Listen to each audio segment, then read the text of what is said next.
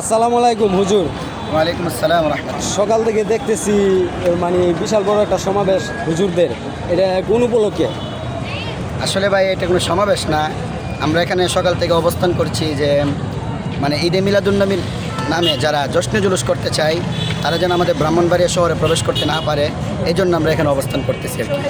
মানে এই যে মিলাদুন নবীর নামে যারা এই যে লাফালাফি মিছিল করে, হ্যাঁ, এগুলো তো নবীজির বেদাত। ইজ্জত হ্যাঁ। বাড়াতে গিয়ে কমিয়ে ফেলে, হ্যাঁ। তাদের বিরুদ্ধে নাকি? জি, জি। আলহামদুলিল্লাহ এর পক্ষে আমি এবং আমরা সবাই আছি। তো এখন আপনাদের মূল বক্তব্য কি? কোনো মিলাদুন নবী মিছিল আসছে? না না, আসে নাই, আসতেও পারবে না, তাদের এতটুকু কলিজা তাদের হয় নাই, কারণ তারা তো শুধু জিলাপি আর মিষ্টি খাওয়ার জন্য তারা জি, জি, জি। যেখানে মায়ের পিঠ আছে তারা এখানে আসবে না, কোনোদিনও আসবে না। আসসালামু আলাইকুম হুজুর। জি হুজুর, আপনি কি বলতেছেন? ওই উনি যেটা বলছে এটাই সমত? অবশ্যই সহমত।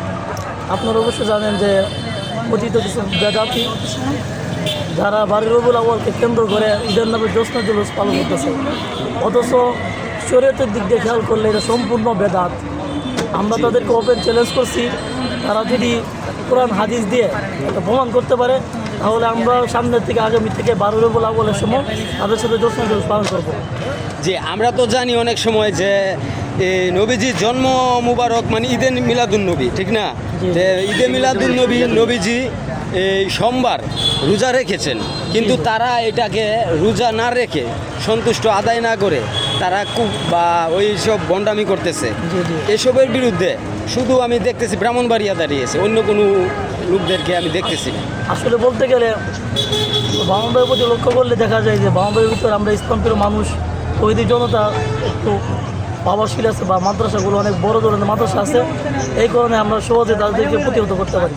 আর অন্যান্য দিক দিয়ে যদি খেয়াল করি তাহলে দেখা যায় যে এমন তৈরি জনতার এমন একটা জনসমাগম নাই যার মাধ্যমে যে তারা প্রতিহত করবে, এটাই পার্থক্য।